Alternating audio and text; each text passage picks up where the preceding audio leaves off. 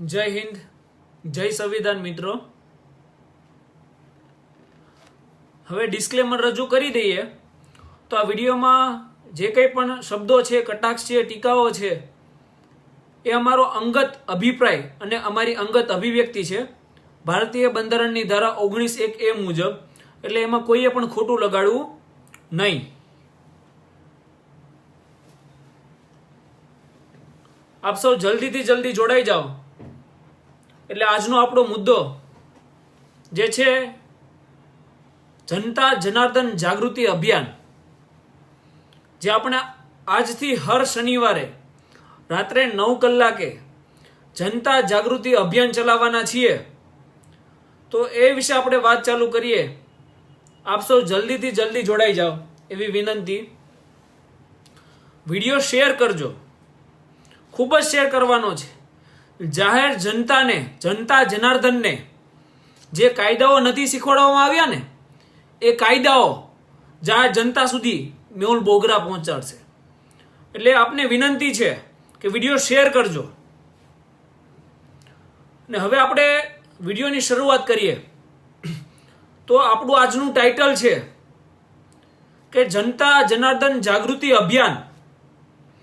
આજ દિન સુધી કોઈ પણ વિદ્યાર્થી હોય કે કોઈ પણ વ્યક્તિ હોય, એમને કાયદાઓ શીખવાડવામાં નથી આવતા. આ સિસ્ટમ દ્વારા કેમ નથી શીખવાડવામાં આવતા?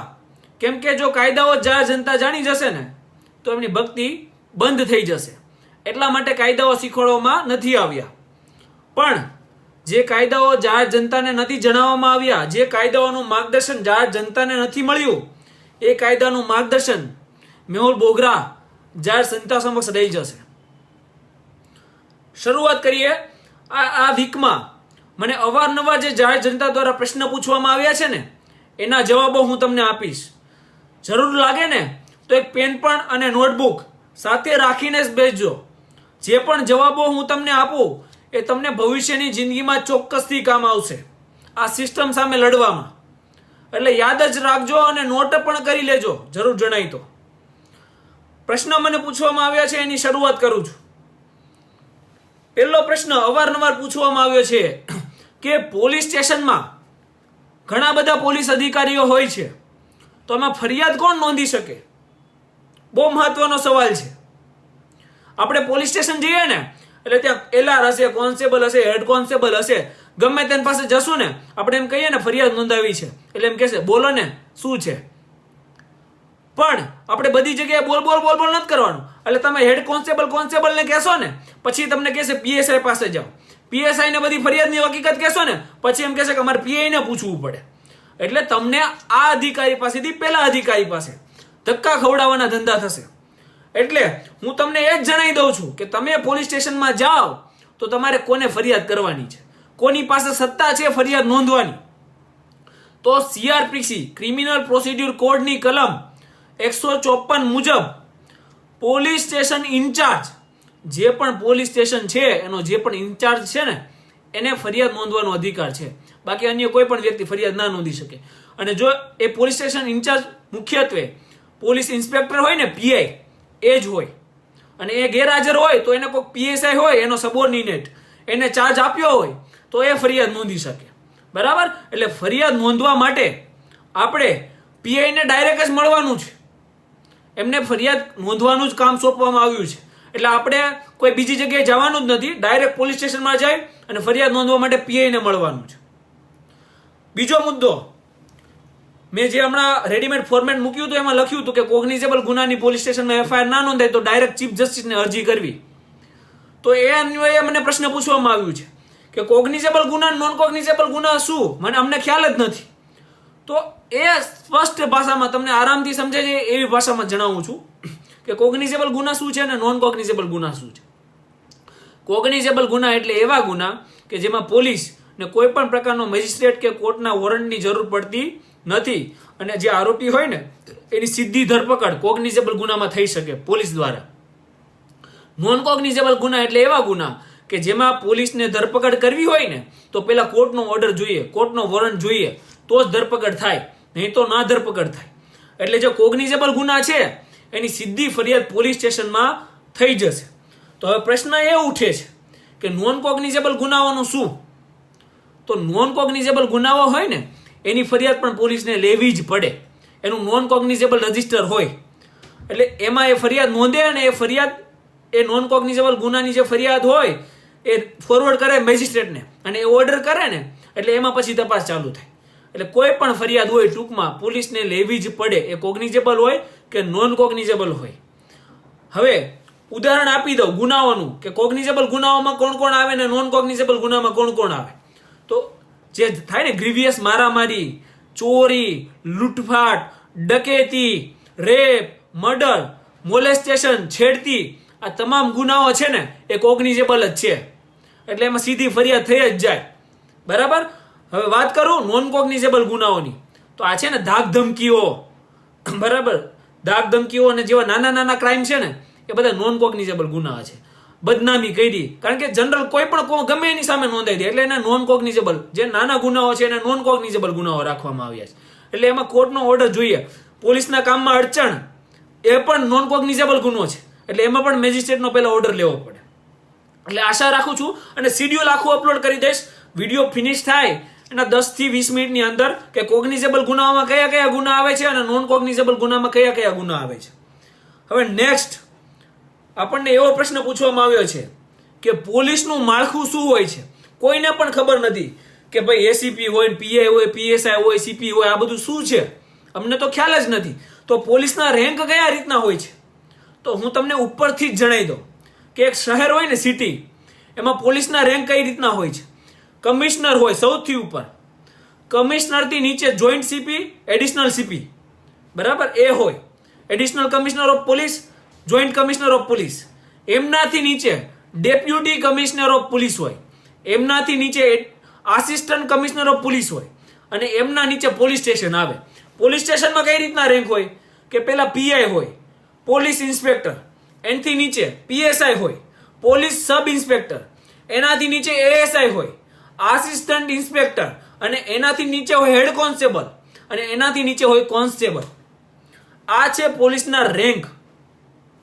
હવે અગત્યની વસ્તુ છે, અગત્યની વસ્તુ અવારનવાર પૂછ્યું છે કે પોલીસ જ્યારે આપણી ફરિયાદ ના લે અને પોલીસ જ્યારે કોઈ ગેરવર્તણૂક કરે જાહેર જનતા સાથે તો ફરિયાદ કોને કરવી.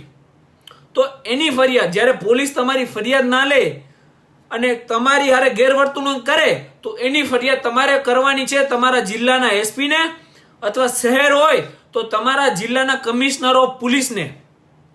કમિશનર ઓફ પોલીસને તમે પોસ્ટ દ્વારા અથવા હાથોહાથ રૂબરૂ ફરિયાદ કરી શકો.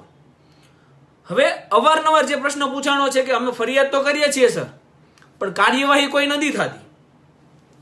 એનું કારણ તમને જણાવી દો કાર્યવાહી કેમ નથી થતી.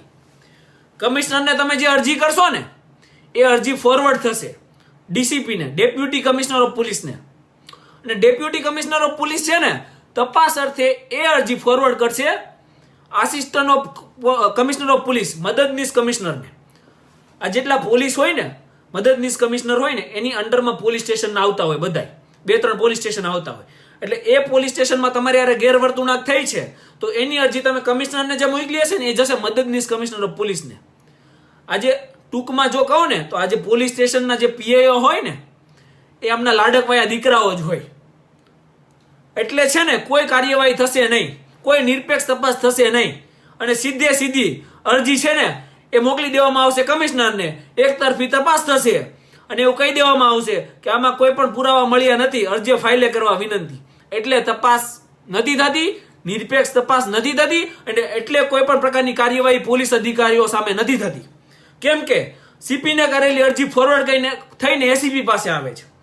એટલે અહીંયાથી મારી એક વિનંતી છે કમિશનર શ્રીને, તમામ શહેરના કમિશનરોને કે જે પણ અરજી પોલીસ વિરુદ્ધ તમને જે કરવામાં આવે છે જાહેર જનતા દ્વારા, એ અરજીની તમારી દ્વારા અથવા આઈપીએસ અધિકારી, ઇન્ડિયન પોલીસ સર્વિસ એમના દ્વારા કરવામાં આવે. જો એમના દ્વારા કરવામાં આવશે ને તો જ આની નિરપેક્ષ તપાસ થશે, આ અરજીઓની, પોલીસ વિરુદ્ધની અરજીઓની.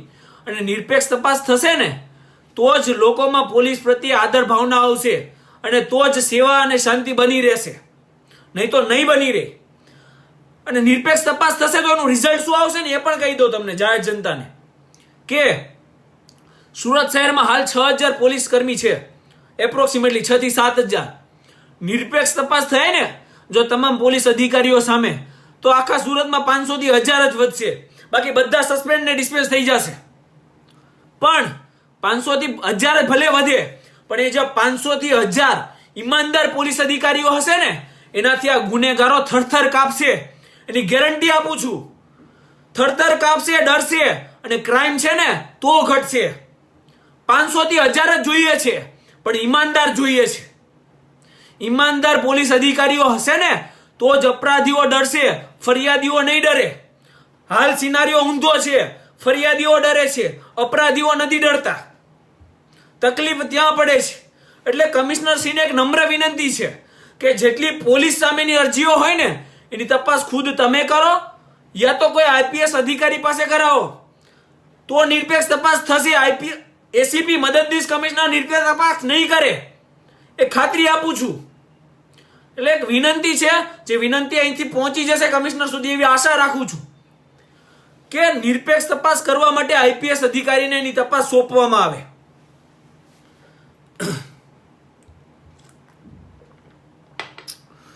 હવે મુખ્ય મુદ્દા પર આવું ને તો આજકાલ બહુ બધી ઘટનાઓ બની રહી છે, બહુ બધા વિડીયો વાયરલ થઈ રહ્યા છે.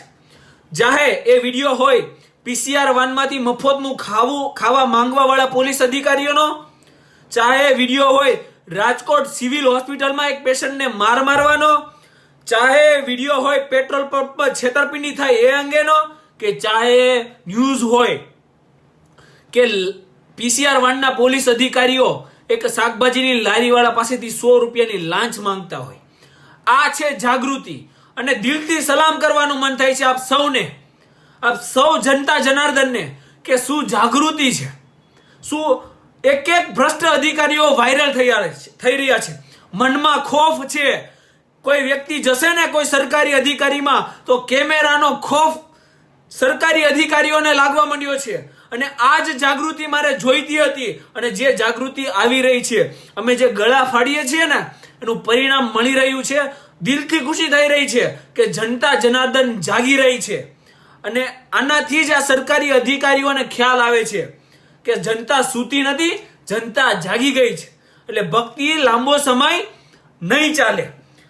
આપણે વાત કરીએ ને તો હમણાં અવારનવાર જે ઘટનાઓ બની છે એની વાત કરવી છે. આપણે વાત કરીએ પીસીઆર વાન ના પોલીસ અધિકારીઓ 100 રૂપિયાની લાંચ લેતા પકડાયા શાકભાજીના વેન્ડર પાસેથી. વિચાર કરજો, 100 રૂપિયાની લાંચ પોલીસ અધિકારી શાકભાજી વિક્રેતી પાસેથી લેતા પકડાયા છે. આમાં હવે ઘણાએ મને એવું કીધું છે કે પોલીસની ડ્યુટી તો 24 કલાકની હોય છે, પોલીસનો પગાર બહુ ઓછો હોય છે, તો શું કરે? મને કોઈ એ સમજાવી દે કે શું ઓછો પગાર એ તમને ઈમાન વેચવાનું લાયસન્સ આપે છે? તમારી કરતા છે ને મારા સૌરાષ્ટ્રમાં જાઓ, ત્યાં ખેત મજૂરી કરશે, દાડી કરશે. દાડી કરવા વાળા ખેત મજૂરો દિવસના 300-400 કમાય છે, દિન રાત તનતોડ મહેનત કરે છે, પણ પોતાનું ઈમાન નથી વેચતા. આ છે એમની ઈમાનદારી. તમે વાત કરો છો ઓછા પગાર ઉપર, ઓછો પગાર તમને ઈમાન વેચવાનું લાયસન્સ આપે છે. અને આ જે ખેત મજૂરો છે ને એને સિઝનમાં જ કામ મળે છે, એ પણ યાદ રાખજો. સિઝન ના હોય ને ત્યારે તો બિચારા બેરોજગાર હોય છે, ત્યારે તો 300-400 નથી મળતા, તો ઈમાન નથી વેચતા. આ છે એમની ઈમાનદારી. અને વાત કરો છો તમે પગારની, તો એ પણ જણાવી દો, એની આરટીઆઈ આપણે કરી દીધી છે કે આ લોકોને કેટલા પગાર ચૂકવવામાં આવે છે. આ લોકોના એપ્રોક્સ પગાર 20, 30, 40, 50 હજાર હોય છે, ઓછા પગાર નથી હોતા. પ્લસ જે ભથ્થા અને સરકારની સુવિધા મળે એ તો અલગ જ. તેમ છતાં ભ્રષ્ટાચાર કરવો છે, કરપ્શન કરવું છે, અને બહારનું શું ધરવું છે? અમને પગાર નથી મળતો. તમને પગાર નથી મળતો તો તમને કોઈ ફોર્સ કરે છે નોકરી લો એમ? જ્યારે ફોર્મ બહાર પડે છે ને ત્યારે હજારોની સંખ્યામાં લાઈનો લાગે છે, હજારોની સંખ્યામાં ફોર્મ ભરવામાં આવે છે. શું કરવા ફોર્મ ભરો છો? કોઈ જબરજસ્તીથી તમને કહે છે ફોર્મ ભરો એમ? ભ્રષ્ટાચાર કરવો છે એટલે ફોર્મ ભરો છો. કોઈ જબરજસ્તી નથી કરતું. નથી ભાવતું તો ના નોકરી લો, પણ નોકરી લો છો ને તો ઈમાનદારીથી નોકરી કરો. ઈમાનદારીથી નોકરી ના થતી હોય ને તો કોઈ ઈમાનદાર વ્યક્તિને ચાન્સ આપો કે એ નોકરી કરે. આ જે પીસીઆર વાન વાળા છે ને, જે હપ્તા ઉઘરાવે છે, શાકભાજી વિક્રેતાઓ પાસેથી, ચા લારી ગલ્લાઓ પાસેથી હપ્તા ઉઘરાવવાની સિસ્ટમ છે ને, એમાં આપણે આરટીઆઈ કરી છે. વિડીયો પૂરો થાય ની 10-20 મિનિટમાં એની પણ પ્રિન્ટ આઉટ મૂકું છું ફેસબુક ઉપર. આરટીઆઈ શું કરી છે? આરટીઆઈ કરી છે કે આ પીસીઆર વાન હોય એ કોના નિયંત્રણના અંડરમાં આવે, પીસીઆર વાનમાં જેટલા પોલીસ અધિકારીઓ છે એની સત્તા શું છે, એની ફરજ શું છે, એ લોકો શું ચા લારી ગલ્લા પર ઊભા રહી અને કોઈ પણ પ્રકારના નાસ્તા કરી શકે કે કેમ, કોઈ પણ પ્રકારના શાકભાજી, કોઈ પણ પ્રકારનું ઉઘરાણી કરી શકે કે કેમ? આ અંગે ઓન ડ્યુટી કોઈ પણ પીસીઆર વાનમાં જે અધિકારી છે એ આવા કાર્યો કરી શકે કે કેમ, એ અંગે આરટીઆઈ કરી છે. એનો જવાબ આવશે ને એટલે જવાબ પણ ફેસબુક પર મૂકીશ. અને આરટીઆઈ ના જવાબની જરૂર નથી, તમને હું જણાવી દઉં. નિયમો છે અમારી સામે પડ્યા છે કે પીસીઆર વાનના પોલીસ અધિકારીઓ શું કાર્ય કરી શકે. આની પણ પ્રિન્ટ આઉટ આવી જશે, પ્રિન્ટ કાઢી જ લેજો. શું કાર્યો કરી શકે ને વાંચીને કહું છું કે પીસીઆર વાનના પોલીસ અધિકારીઓ એ કંટ્રોલ રૂમના અંદરમાં આવશે. કંટ્રોલ રૂમ જે આદેશ આપે ને એ મુજબ જ એમને કાર્ય કરવાનું રહેશે. એમનું મુખ્યત્વે કાર્ય ઇમરજન્સીને લગતું છે. કોનું? પીસીઆર વેનનું. પીસીઆર વેનમાં કેટલા યંત્રો હોવા જોઈએ ને એ પણ તમને જણાવી દો. ગેસ ગન હોવી જોઈએ, 3-વે હેન્ડ ગ્રેનેડ હોવા જોઈએ, 1-વે હેન્ડ ગ્રેનેડ હોવા જોઈએ, બુલેટ પ્રૂફ જેકેટ હોવું જોઈએ, અગ્નિશામક નાની સાઈઝમાં હોવો જોઈએ, વોકી ટોકી હોવી જોઈએ, દોરડા હોવા જોઈએ, સર્ચલાઇટ હોવી જોઈએ, રેડિયમ જેકેટ હોવું જોઈએ, ફોલ્ડિંગ બેરિકેડ્સ હોવા જોઈએ. આમાંથી શું હોય છે? કંઈ જ નથી હોતું. આ ખાલી નિયમોની જ વાત છે. સારા બહુ નિયમ. હજુ એક નિયમ કહી દો કે પીસીઆર વેનનો જે ડ્રાઈવર હોય ને, ચલાવનાર, એ હંમેશા રેડી ટુ ગો પોઝિશનમાં હોવો જોઈએ. એટલે કે હંમેશા વાહન ચલાવવા માટે રેડી પોઝિશનમાં હોવો જોઈએ. જ્યારે પણ ચીલ ઝડપ, ફોન સ્નેચિંગ, ચેસિંગ આવા કોઈ પણ ગુના થાય બરાબર, ત્યારે કોઈ પણ પ્રકારના કંટ્રોલ રૂમના આદેશ વગર પીસીઆર વાને ત્વરિતપણે પોતાની બુદ્ધિ વાપરી અને આરોપીઓનો પીછો કરવાનો રહેશે. જો એની નજર સમક્ષ ઘટના બની છે ને તો મારા ફેસબુક પેજ પર જજો, એડીવી મેહુલ બોગરા, જોજો, એમાં વિડીયો છે. મારી આ ગાડી અને પીસીઆર વેનની ગાડી બંને એક સાથે હતી. અમારાથી 100 મીટર આગળ એક વ્યક્તિનો ફોન ખેંચાયો, ફોન સ્નેચ થયો. પીસીઆર વાનના લોકો રિલેક્સ થઈને એમ જ હતા. મેહુલ બોગરાએ ગાડી પાછળ કરી હતી અને આરોપીઓના મોઢા સાથે, એમની ગાડી સાથે વિડીયો છે મારા ફેસબુક પર. આજ દિન સુધી એ આરોપીઓ પકડાયા પણ નથી. રેડી ટુ ગો પોઝિશનમાં તો શું, એમને ચેસ પણ નહોતા કર્યા. વ્યક્તિએ ફરિયાદ કરી ને તો ગોતવા પણ નહોતા ગયા. એટલે આ બધા નિયમો છે, જે નિયમોની પ્રિન્ટ આઉટ આપણે લઈ લેવાની છે. અને જ્યારે પણ આ નિયમોનું પાલન ના થાય ને ત્યારે આપણે અરજી પણ કરવાની છે, આપણે કર્મ કરવાનું છે. બધી જગ્યાએ જ્યાં પણ નિયમોનું પાલન નથી થતું ને ત્યાં અરજીઓ કરવાની જ છે કમિશનરશ્રીને. અને આ છે નાગરિક અધિકાર પત્ર. એ પણ તમને જણાવી દઉં કે હું શેમાંથી આ નિયમો કહું છું. નાગરિક અધિકાર પત્રમાંથી. નાગરિક અધિકાર પત્રના નિયમો છે અને આ નિયમો સુરત કમિશનર વેબસાઇટ ઉપર છે જ. અને આ કમિશનરશ્રીએ બનાવેલું છે, મારું અંગત નથી. ત્યાંથી જ હું આ બધી માહિતી તમને આપું છું. અને આમાં લખેલું છે કે જાહેર જનતાના સૂચનો હંમેશા આવકાર્ય રહેશે. એટલે જ્યારે પણ નિયમોનું પાલન ના થાય ત્યારે આપણે સૂચનો આપવાના છે પોલીસ અધિકારીઓને. લેખિતમાં, મૌખિકમાં તો કંઈ પાલન નથી થતું, લેખિતમાં જ આપવાના છે. બીજા મુદ્દા ઉપર આવું છું. બીજા મુદ્દો એ છે કે રાજકોટમાં હમણાં ન્યૂઝમાં, આજના જ ન્યૂઝપેપરમાં વાંચ્યું કે સિવિલ હોસ્પિટલમાં એક પેશન્ટને મારવામાં આવ્યો. 4 લોકો એક પેશન્ટ ઉપર ચડીને બેઠા હતા. એકના હાથમાં દંડો હતો અને એક થપ્પડ મારતો હતો પેશન્ટને. અને આજના ન્યૂઝપેપરમાં શું વાંચ્યું છે ખબર છે? કે જે આ વ્યક્તિએ વિડીયો વાયરલ કર્યો છે ને એની ધરપકડ થઈ ગઈ, એની અટકાયત થઈ ગઈ. હવે વિચાર કરજો કે આ કેસમાં ધરપકડ કોની થવી જોઈતી હતી? જે સરકારી નોકરો સિવિલ હોસ્પિટલમાં છે, જે સેવા કરવા માટે બેસાડ્યા છે અને જેને પેશન્ટને માર્યો ને એમની ધરપકડ થવી જોઈતી હતી. પણ ધરપકડ કોની થઈ? જેને વિડીયો બનાવ્યો, જે જાગૃત નાગરિક બન્યો અને જેને વિડીયો વાયરલ કર્યો એની ધરપકડ સૌથી પહેલા થઈ ગઈ. એટલે આ લેવલની તાનાશાહી છે. અને મને એ નથી સમજાતું કે પોલીસ કાયદો ભૂલી ગઈ છે કે કાયદાનું કંઈ જ્ઞાન જ નથી. મને એ કોઈ જણાવી દે. તમે કાયદાઓ ઠોકમ ઠોક જ બોલાવો છો પોલીસ સ્ટેશનની અંદર. જાહેર જનતા એ કોઈ અવાજ ઉઠાવ્યો નથી કે ગુનો દાખલ કરી દીધો નથી. શું ધંધા કરી રહ્યા છો? આમાંથી આ જેટલા લાઈવ જોઈ રહ્યા છે ને, આમાંથી 10-12 એમના પણ હશે, વોચ રાખીને બેઠા હશે કે મેહુલ બોગરાને ક્યારે ફિટ કરી લઈએ. આ જેટલું વોચ મારી પર રાખો છો ને, એટલું વોચ જાહેર જનતા ઉપર રાખી દો. જાહેર જનતાના હકો માટે રાખો, જાહેર જનતાના અધિકારો અને જાહેર જનતાની ફરિયાદો ઉપર રાખી દો. મેહુલ બોગરાને ક્યાં ફિટ કરવાનો છે ને એ વિચારવાનું બંધ કરી અને જાહેર જનતાની ફરિયાદોનું નિવારણ કરી દેશો ને, તો મેહુલ બોગરાને અવાજ પણ નહીં ઉઠાવવો પડે, અહીંયા આવીને ગળું પણ નહીં ફાડવું પડે. એટલે આ ધંધા બંધ કરી દો તમારા. આ જાહેર જનતાઓને ફિટ કરવાના, કોઈ વ્યક્તિ જાગૃત થાય છે તો એને સપોર્ટ કરવાને બદલે ફિટ કરવાના ધંધા કરો છો. કેમ? આ દેશમાં અવાજ ઉઠવાનો કોઈનો અધિકાર જ નથી. આજના ન્યૂઝ છે, વિધાનસભામાં પ્રશ્નકાળ બંધ કરી દેવાનો છે. કેમ પ્રશ્નકાળ બંધ કરી દેવાનો છે? કેમ કે જવાબો જ નથી આ લોકો પાસે. શું જવાબ આપશે વિધાનસભામાં? શું જવાબ આપવાના? જવાબો હોય તો પ્રશ્નકાળ રાખે ને. પ્રશ્નકાળ એટલે કાઢી નાખ્યો છે. અવાજ ઉઠે છે, અહીંયાથી જે રાડો પાડીએ છીએ ને એ નિષ્ફળ નથી જતું. એ જાગૃતતા ફેલાય છે લોકોમાં, એટલે આ વિડીયો આવી રહ્યા છે. અને એટલે આ જે સત્તા બેસાડી છે ને એ હલી ગયા છે. અને હલી ગયા છે ને એટલે જ અવાજ દબાવવાની કોશિશ થઈ રહી છે. અને એટલે જ સિવિલમાં જે જાગૃત નાગરિક છે ને, જેને અવાજ ઉઠાવ્યો, આ સલામ મેહુલ બોગરાની એમને છે. ભલે અટકાયત થઈ, ડરવાનું નથી. ગમે તે થઈ જાય, જરૂર પડે ને મેહુલ બોગરાને ફોન કરજો. આ વિડીયો એમના સુધી પહોંચી જાય એવી આશા રાખું છું. જરૂર પડે ભલે તમારી અટકાયત થાય, પણ જાગૃતતા અટકાવવાની નથી. આ લોકોની સામે અવાજ ઉઠાવવાનો છે.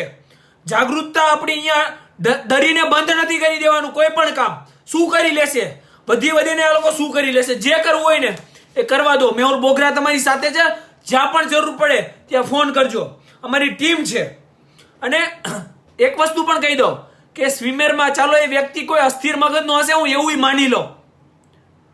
અસ્થિર મગજનો હોય તો શું એને મારવાનો છે? આ છે તમારા ડોક્ટરના પ્રોફેશનલ એથિક્સ. આ ભણીને તમે ડોક્ટરનું લાયસન્સ લ્યો છો, આ ભણીને તમે નર્સનું લાયસન્સ લ્યો છો. શરમ આવવી જોઈએ. શરમ, થોડીક તો શરમ કરી લો. લેટેસ્ટ વિડીયો છે મારા ફેસબુક ઉપર જ મેં હમણાં અપલોડ કર્યો છે. વિડીયો છે સુરત કતારગામ વિસ્તારનો. ત્યાં એક ટ્રાફિક બ્રિગેડના વ્યક્તિ ફિલ્મી સ્ટાઇલમાં આવે છે, ફિલ્મી સ્ટાઇલમાં ધૂમ બાઇક લઈને એક ટેમ્પા ચાલકની આગળ ગાડી રોકે છે. ગાડી રોકી ટેમ્પા ચાલકને દરવાજો ખોલી 3-4 થપ્પડ. ટ્રાફિક બ્રિગેડ, ટ્રાફિક બ્રિગેડ, અવારનવાર કહું છું, ટ્રાફિક બ્રિગેડ 3-4 થપ્પડ મારે છે. અને મારા છે ને શબ્દોની મર્યાદાઓ બહુ રાખવી પડે છે. બાકી જવાબ તો હું તમને બહુ સારી રીતનો આપી શકું છું. આજે વિડીયોમાં ટ્રાફિક બ્રિગેડના જે ગુંડાઓ છે ને એમને પણ શબ્દોની થોડીક મર્યાદાઓ મને નડી જાય છે. શું મેટર છે ને મને ખબર જ નથી. શું મેટર છે મારે જાણવી પણ નથી. પણ તમને સત્તા કોણે આપી છે? કોઈ જનતાને હાથ ઉઠાવવાની? બાપ થઈ ગયા છો તમે જાહેર જનતાને કે જાહેર જનતાને મારશો? શું તમારી શું એટલી બધી તમને શું પાવર મળી ગયો છે અને કોના તરફથી આ પાવર મળ્યો છે? મને એ જણાવો કે જાહેર જનતા ઉપર તમે હાથ ઉઠાવો છો, થપ્પડ મારો છો જાહેર જનતાને, અને એ બિચારો આગળ શું તમારી હેકડી બતાવો છો એ મને કહો ને.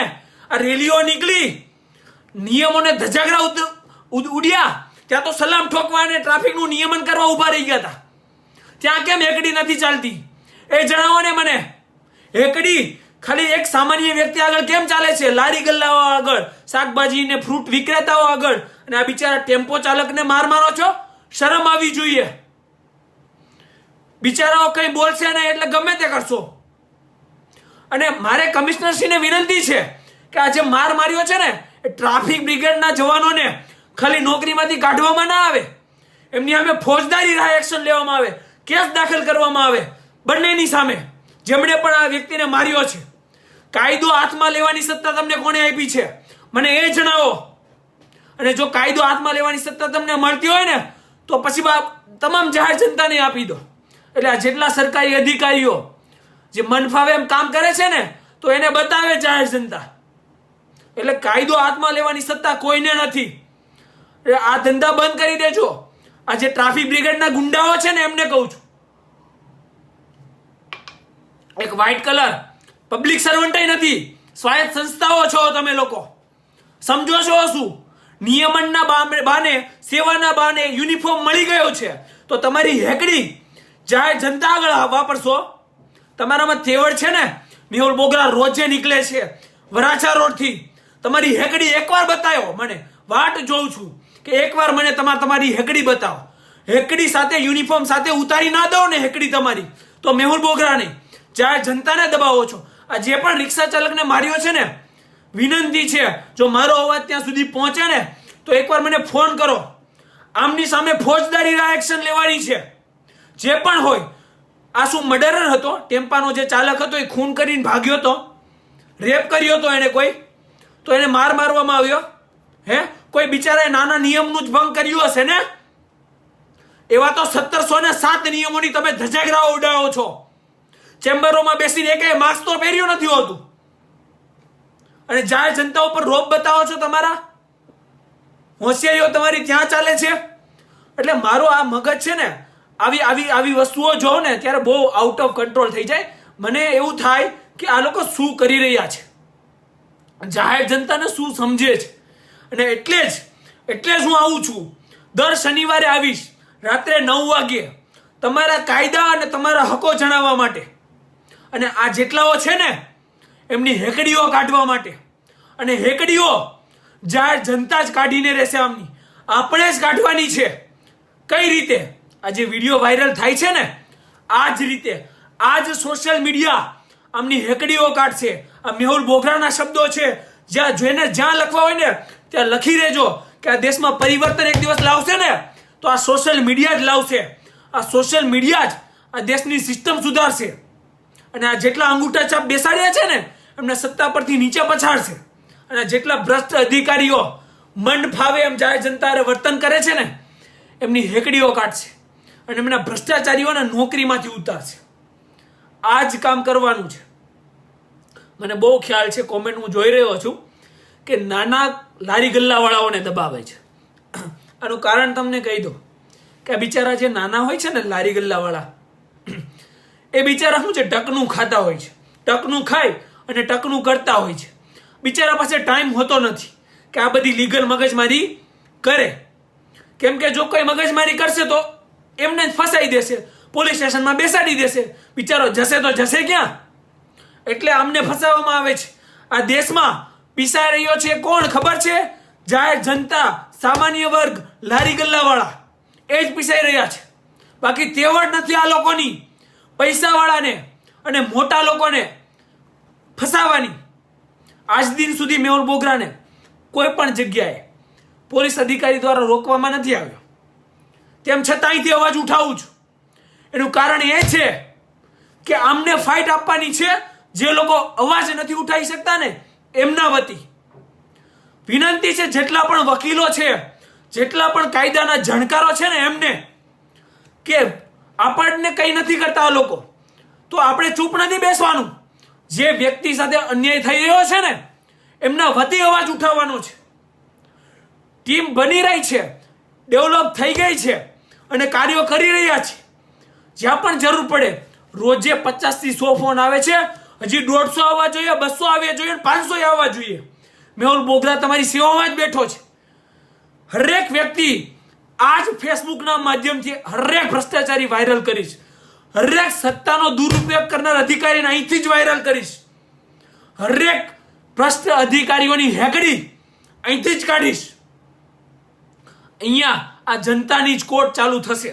ટૂંક સમયમાં જનતાની કોર્ટ ચાલુ થશે આ ફેસબુકના માધ્યમથી. જે જનતા જાણશે કે એના હકો શું છે. જનતા અવાજ ઉઠાવશે જ્યારે એમના હકોનો ભંગ થાય છે ત્યારે. સાથે હશે મેહુલ બોગરા અને જ્યાં જરૂર પડશે ને ત્યાં સુધી ફાઇટ આપીશું આ લોકોને. કોઈ પણ જગ્યાએ ડરવાનું નથી. આ જાગૃતતા છે ને એ જાળવી રાખવાની છે, બંધ નથી કરવાની. દિલથી ખુશી થાય છે. આ વિડીયો જોઈ રહ્યો છું ને આ બધા પીસીઆરના માંગવાવાળા, ખાવાનું મફતમાં માંગવાવાળા પોલીસ અધિકારીઓના, આ 100 રૂપિયા લાંચ લેવાવાળા પોલીસ અધિકારીઓના જે વિડીયો જોઉં છું ને દિલથી ખુશી થાય છે કે જાગૃતતાનું લેવલ એક સ્ટેપ ઉપર છે. એક નહીં 10 સ્ટેપ ઉપર છે. શું જાગૃત છે લોકો, દિલ ખુશ થઈ ગયું છે મારું. અને આ જ જાગૃતતા આપણે જાળવી રાખવાની છે. અને આ જાગૃતતા ખૂબ જ ડર છે, એ પણ કહી દો, ખૂબ જ ડર છે. મારા તો શું છે, ઘણા લોકો પણ છે જે સરકારી નોકરી કરી રહ્યા છે, ચાહે એસએમસી હોય, નગરપાલિકા હોય કે પોલીસ સ્ટેશન હોય, કે છે મેહુલ સાહેબ કે બહુ આરટીઓ આવે છે, બહુ આરટીએ આવે છે, બહુ આરટીએ. મેં કીધું હજુ આવવાની છે. દેશના લોકો સૂતા નથી, જાગી ગયા છે, સફાળા જાગી ગયા છે. હજુ આરટીએ આવવાની છે, રેડી જ રહેજો, જવાબો આપવાના જ છે. હવે જાહેર જનતા હિસાબ માંગશે, જે ટેક્સ ભરાય છે ને એના હિસાબ માંગશે તમારી પાસેથી, કે લાવો હિસાબ, એટલા ટેક્સ ભર્યા છે એના હિસાબ લાવો, અમારે જોઈએ છે. આ થવાનું છે અને આ કરવાનું છે. પોલીસ સ્ટેશનમાંથી ફોન આવે છે કે સાહેબ કેટલી આરટીઆઈઓ આવે છે, અને આરટીઆઈઓ કરીને આપણા એમનેમ જ નથી કરવાની, એ પણ જણાવી દો. આપણે આપણા હકનું જાણવાનું છે કે દેશમાં શું ચાલી રહ્યું છે, આપણે જે ટેક્સ ભરીએ છીએ એ ક્યાં વપરાય છે.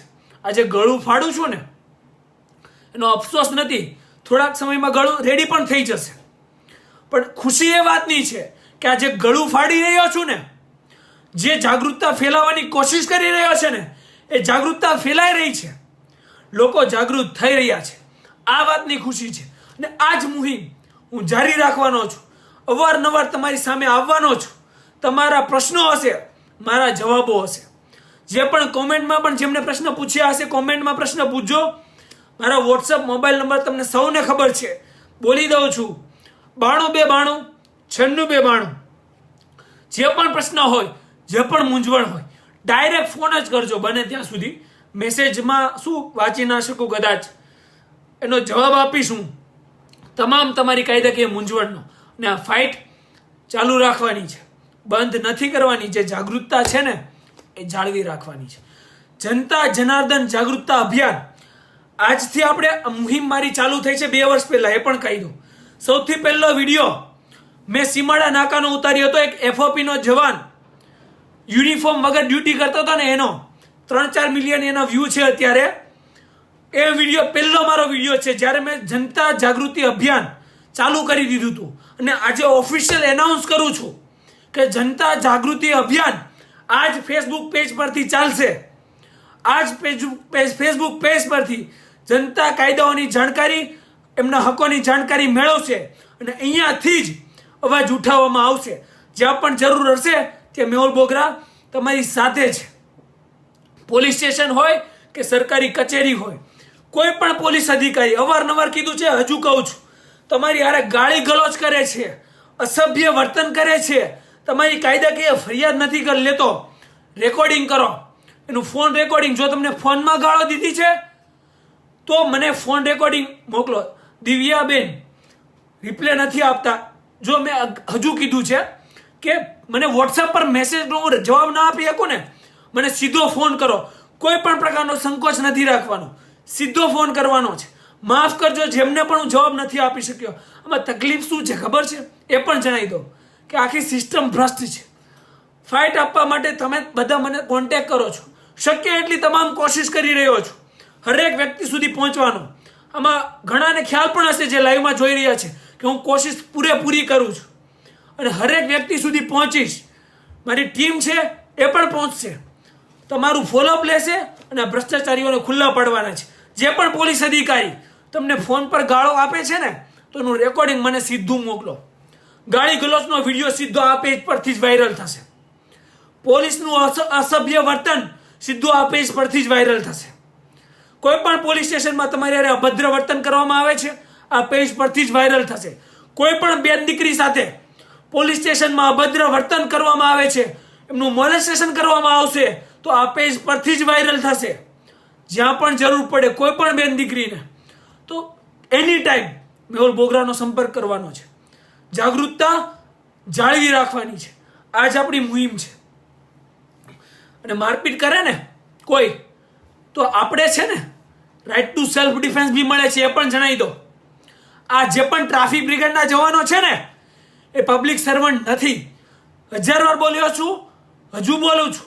ટ્રાફિક બ્રિગેડ એ સરકારી નોકર નથી, એક સ્વાયત્ત સંસ્થા છે.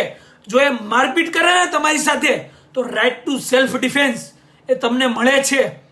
રાઇટ ટુ સેલ્ફ ડિફેન્સ એટલે તમારી જાતને સાચવવાનો, પ્રોટેક્ટ કરવાનો અધિકાર તમારો છે. જો કોઈ પણ ટ્રાફિક બ્રિગેડ તમારી યાર મારપીટ કરે ને તો એનો જવાબ સેલ્ફ ડિફેન્સથી મારે તો અટકાવો, અને તેમ પણ ના સમજે અને વધુ મારે તો મારો. આ ડિફેન્સ તમને કાયદો આપે છે. તો કેમ ઉપયોગ નથી કરતા? ઉપયોગ કરવાનો છે. શું કરી લેશે આ લોકો? શું કરી લેશે? ફસાવશે ને, ખોટા કાયદાઓ અને રૂલ્સ બનાવીને ફસાવવાની કોશિશ કરશે. એક્સપર્ટ છે, વાંધો નહીં, જ્યાં પણ જરૂર પડે મેહુલ બોગરાનો સંપર્ક કરજો, પણ ડરવાનું નથી. એક દિવસ તો મરી જ જવાનું છે બધાને. ડરીને જીવવું ને એ જીવવું જ નથી મારા ભાઈઓ. યાદ રાખજો, આ દેશમાં જે અવાજ ઉઠાવશે ને એને જ દુનિયા યાદ રાખશે. બાકી કોઈ યાદ નથી રાખવાનું, કઈ પરિવર્તન નથી આવવાનું. આ જાગૃતિની મુહિમ જારી રાખવાની છે. કોઈ પણ જગ્યાએ ડરવાનું નથી. અને જે ફરિયાદીઓ પોલીસ સ્ટેશનમાં જાય છે ડરતા એમની વિનંતી છે, શું કરવા ડરતા જાઓ છો? તમારા હકોની રજૂઆત લઈને તમે પોલીસ સ્ટેશન જાઓ છો. પોલીસ સ્ટેશનની બહાર લોગો હોય છે, સેવા, સુરક્ષા, શાંતિ. આપણી સેવા એનો પરમ ધર્મ છે. જાહેર જનતાની સેવા એ પોલીસનો પરમ ધર્મ છે. તો શું કરવા ડરતા જાઓ છો? આજે નાગરિક અધિકાર પત્ર જે હું પ્રિન્ટ આઉટ મૂકવાનો ને હમણાં, એ વાંચજો. એમાં બધું લખ્યું છે. તમને હું એ જણાવી દઉં, એક પ્રશ્ન હતો જે ભૂલાઈ રહ્યો હતો, લાસ્ટમાં એ પણ જણાવી દો કે અમે કમિશનર ઓફિસ જઈએ, ડીસીપી ઓફિસ જઈએ મળવા માટે, તો અમને કોઈ મળતું નથી. અમને ધક્કા ખવડાવવામાં આવે છે. આ નાગરિક અધિકાર પત્ર છે મારા હાથમાં, એની લાઈનો વાંચીને તમને કહું છું. કોઈ પણ વ્યક્તિ કમિશનર ઓફ પોલીસ કમિશનરને દિવસના 12 થી 1:30, બપોરે 12 થી 1:30 સમયમાં કોઈ પણ પ્રકારની પરમિશન વગર સીધા જ મળી શકશે. આ તમારું નાગરિક અધિકાર પત્રક કહે છે કે કમિશનરને મળવાનો સમય 12 થી 1:30 વાગ્યાનો, કોઈ પણ પ્રકારની પરમિશન વગર. પછી જો તમારે સંયુક્ત પોલીસ કમિશનર, જોઈન્ટ કમિશનરને મળવું છે તો એને મળવાનો સમય 11 થી 12:30 વાગ્યાનો, કોઈ પણ પ્રકારની પ્રાયર પરમિશન વગર, કોઈ પણ પ્રકારની અપોઇન્ટમેન્ટ લીધા વગર. 8 નાયબ પોલીસ કમિશનર છે સુરત શહેરમાં, એમને મળવાનો સમય સવારે 10 થી 11:30, કોઈ પણ પ્રકારની પરમિશન વગર. અને જે પણ ફરિયાદ કરી છે, એફઆઈઆર કરી છે, મને ફોન આવે, સાહેબ મારી એફઆઈઆર તો થઈ ગઈ, કોઈ પ્રોસેસ નથી થતી, અને પીઆઈને ફોન કરીએ છીએ તો જવાબ નથી આપતા. કોઈ ઇન્વેસ્ટિગેશન ઓફિસર આઈઓને ફોન કરીએ તો જવાબ નથી આપતા. તો એમના માટે છે નાગરિક અધિકાર પત્રકની લાઈન વાંચું છું કે ફરિયાદ ઉપર શું કાર્યવાહી થઈ છે એ જાણવું હોય તમારે તો દર શનિવારે મદદનીશ પોલીસ કમિશનર અથવા પોલીસ ઇન્સ્પેક્ટર જેમની પાસે ફરિયાદ થઈ છે એમને રૂબરૂ સવારે 9 થી 11 તમે રૂબરૂ જઈને મળી શકો. આ છે તમારું નાગરિક અધિકાર પત્રક. ગુજરાત પોલીસ એક્ટ કલમ 128 એ મુજબ પોલીસ 24 કલાક નોકરી માટે બંધાયેલી છે. પોલીસને 24 કલાક ગમે ત્યારે તમે પોલીસ સ્ટેશનમાં જઈ શકો, પોલીસને પોતાની રજૂઆત કરી શકો. પોલીસનું કામ જાહેર જનતાની સેવા કરવાનું છે. આ શબ્દો છે તમારા નાગરિક અધિકાર પત્રકના, મારા શબ્દો નથી. આમાંથી વાંચીને જ બોલું છું, મેહુલ બોગરાના શબ્દો નથી. પણ સિનારીઓ શું છે ખબર? મારી સામે ફરિયાદ થઈ ને એમાં જ છે કે જો પોલીસ સ્ટેશનમાં જાઓ ને તો ટ્રેસપાસનો ગુનો નોંધી દેવામાં આવે છે. કેમ કે પોલીસ સ્ટેશન અમને પ્રાઇવેટ પ્રોપર્ટી લાગે છે. પોલીસ સ્ટેશનમાં જાઓ ને તો એવું કહે છે કે અમારી પ્રાઇવેટ ઓફિસમાં આવ્યા, પરમિશન વગર પોલીસ સ્ટેશનમાં જવામાં તમારે પરમિશનની જરૂર પડશે. વિચાર કરજો, આ લેવલનું કામ થાય છે પોલીસ સ્ટેશનમાં. પણ ડરવાનું નથી. નાગરિક અધિકાર પત્રક છે ને જે મૂકું છું, પ્રિન્ટ આઉટ લઈ લેજો. પીડીએફ ફાઇલમાં પણ મૂકવાનો છું, પ્રિન્ટ આઉટ લઈ લેજો. પોલીસ સ્ટેશન જ્યારે જાઓ ને ત્યારે આ પ્રિન્ટ લઈને જવાની કે સાહેબ, તમે સાહેબ કહેશો, હું તો કહેતો જ નથી, હું તમને ના જ પાડું છું. સાહેબ આપણું કોઈ નથી, આપણે જ સાહેબ છીએ, બરાબર? આપણે જવાનું છે, પીઆઈને મળવાનું છે. કહેવાનું છે કે પીઆઈ તમને મળવાનો સમય છે ને એ છે કે 9 થી 11. આ છે નાગરિક અધિકાર પત્રકમાં, તો હું તમને મળવા આવ્યો છું. આમાં એવું પણ લખ્યું છે કે જાહેર જનતાના મંતવ્ય અને અભિપ્રાય હંમેશા સ્વીકાર્ય રહેશે. તો તમને મંતવ્ય અને અભિપ્રાય આપવા આવ્યો છું. આ લઈને જ જજો. અપલોડ કરી દઉં છું એટલે પ્રિન્ટ કાઢી લેજો, બરાબર? જ્યાં પણ પોલીસ સ્ટેશનમાં જવાનું થાય ને પ્રિન્ટ લઈને જ જવાની. જરૂર પડે ને જ્યારે પોલીસ અધિકારી ભ્રષ્ટાચારી રીતે કામ કરે ને તે વિડીયો રેકોર્ડિંગ કરજો, કોઈ ગુનો નથી, બરાબર? ભ્રષ્ટાચારીઓને વાયરલ કરવી ને એ ભારતના નાગરિક તરીકે અને ભારતીય બંધારણની જે ફરજો સોંપી છે ને એ મુજબ આપણી ફરજ છે કે આપણે ભ્રષ્ટાચારીઓને વાયરલ કરીએ અને વાયરલ કરવાના જ છે. વિડીયો બનાવીને વાયરલ કરવાના છે. જ્યાં પણ સંકોચ જણાય તમને વાયરલ કરી શકો ને એ વિડીયો પણ મોકલજો, હું વાયરલ કરીશ, બરાબર? અને જે અવાજ ફાટી ગયો છે ને, અવાજ જે નીકળતો નથી ને મોંમાંથી, એનો કોઈ તકલીફ નથી. આ જે જાગૃતતા ફેલાય છે ને એને સલામ છે. અને આ જ રિઝલ્ટ મારે જોઈએ છે. અને આ મુહિમ આપણે જારી રાખવાની છે. જ્યાં પણ જરૂર પડે મોબાઈલ નંબર છે, ફરી એકવાર બોલું છું, 9292 9692. એની ટાઈમ ફીલ ફ્રી, મુક્ત થઈને કોઈ પણ સંકોચ વગર મને ફોન કરવાનો છે. મેહુલ બોગરા હંમેશા તમારી સાથે છે. જનતા જનાર્દન જાગૃતિ અભિયાન ચાલુ રહેશે. દર શનિવારે રાત્રે 9 વાગે તમારા પ્રશ્નો, મારા જવાબો લાઈવ આવીશ. તમે જે પણ પ્રશ્નો મને પૂછ્યા હશે એ લાઈવ આપણે શેર કરીશ. નોટબુક લઈ અને નોટ કરી જ લેવાના છે, બહુ જ કામમાં આવવાના છે. કાયદો સરકારે તો નથી શીખવાડ્યો, પણ મેહુલ બોગરા લોકો સુધી કાયદો પહોંચાડશે. હવે હું રજા લઉં છું. જય હિન્દ, જય સંવિધાન.